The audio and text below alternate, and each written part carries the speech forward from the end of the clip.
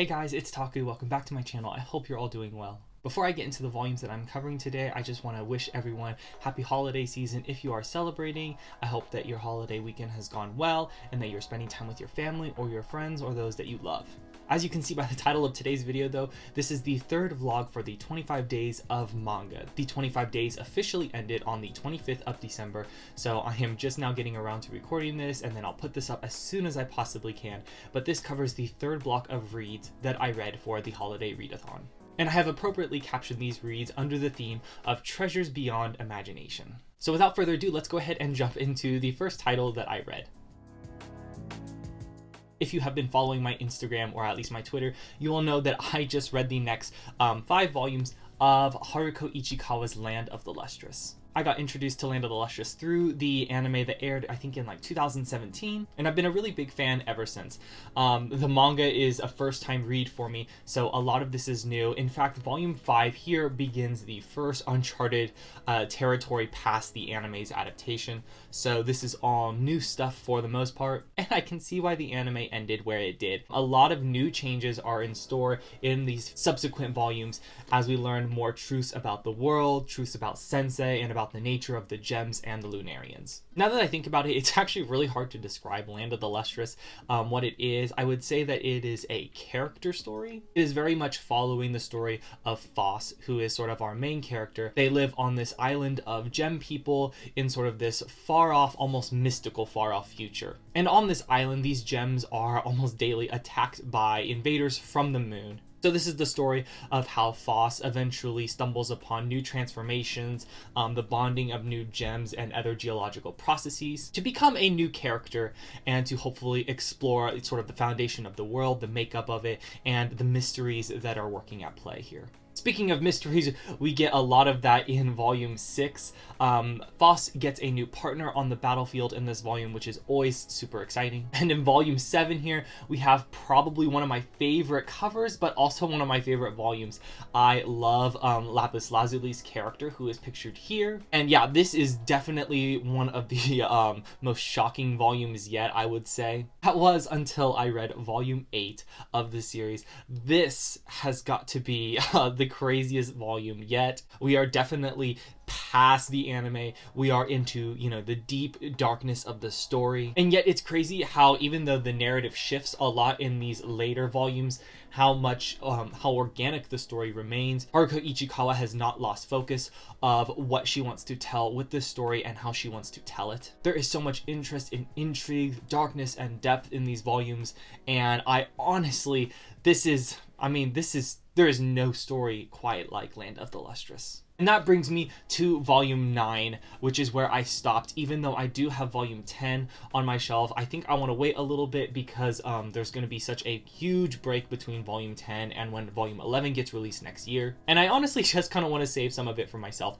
So I'm holding off on Volume 10. I'm trying very hard because this ends in such a great cliffhanger. Yes, guys, if you're wanting something that is wholly supernatural and fantastic and unique, but also interesting and mysterious and just, it's so good. You will love Land of the Lustrous. You will love everything that it has to offer. It almost borders on the edge of the sublime, if that makes any sense. And yeah, it's weird from the ground up, but I guarantee that you are in for the adventure of a lifetime if you decide to follow it. And the last couple reads of the 25 days of manga took me to Magus of the Library. This manga is by Mitsu Izumi, and honestly, I could not have picked a better companion to finish out the readathon. In this manga, we are following a young boy on the front here. He's got pointy ears and blonde hair, and in his village, where it's primarily like dark-skinned people and dark hair, he really stands out and gets bullied for it, especially as a child.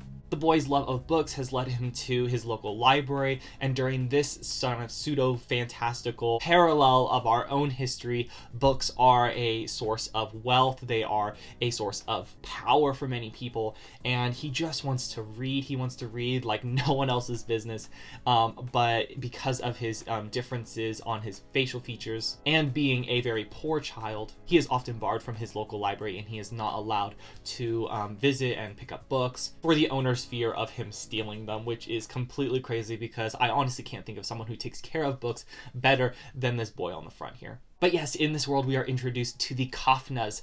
One of them is pictured on the front here, and Kafnas basically, they're like super shonen librarians in a way. It's kind of hard to describe the position without, giving so many more details about the world.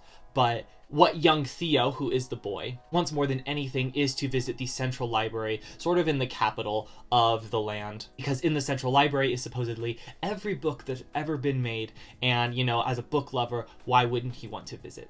So this is going to be the origin story of young Theo as he journeys from becoming a simple book lover in a poor home to perhaps one of the greatest Kafnas who ever lived. I mean, the story hints at it a lot, but I have a feeling that Theo Fumus is going to change the world. And I am absolutely here for it. I loved reading these 2 volumes so much. There's so much information packed in these 2 volumes. I mean, to be fair, they are thicker than your average volume of manga. But the amount of research and care that went into putting this story together, I mean, Mitsu Izumi knows exactly how to craft every chapter. I think that is one of the biggest things that I praise about this, is that every chapter feels like it is centralized, I guess, around sort of a theme. And all of these chapters, of course, seamlessly blend together to create one very long-running narrative, and I'm excited to pick up more volumes of this. I heard that there are 3 or 4 out right now, so I'm definitely going to pick those up as soon as the next Kodansha haul hits. And yeah, I loved this read so much,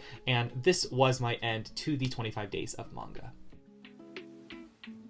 So all in all, I really did enjoy my reads for this readathon. I had never actually done a serious readathon like this before, so for it being my first one, I'm quite pleased with how it turned out. Although I got sort of a late start into this because of school and finals, I did eventually pick up the pace and was able to complete all 25 volumes within the 25 days. So yay, I did it, and I'm so happy, and I'm so thankful for those that hosted the readathon. I had a wonderful time getting to connect more with my books and my shelves, and I hope everyone else who participated did as well. If you have read Land of the Lustrous, Magus of the Library, or any of the other titles that I read throughout the readathon, be sure to leave me a comment expressing your thoughts and your feelings on the series going forward. I would love to hear them. Equally so, I would love to hear anything that you may have read over the last couple weeks as we finished the 25 days of manga. But hey, in terms of the readathon, that's all I've got to report. So for more of me, you can find me on Twitter at TalkingToThisAnimeCafe, and I run a blog of the same name that I will leave linked in the description below. You can also check out my Instagram at TakutoAC if you feel so inclined. Thank you so much for watching, for following me on my 25 days of manga readathon adventures, and until next time.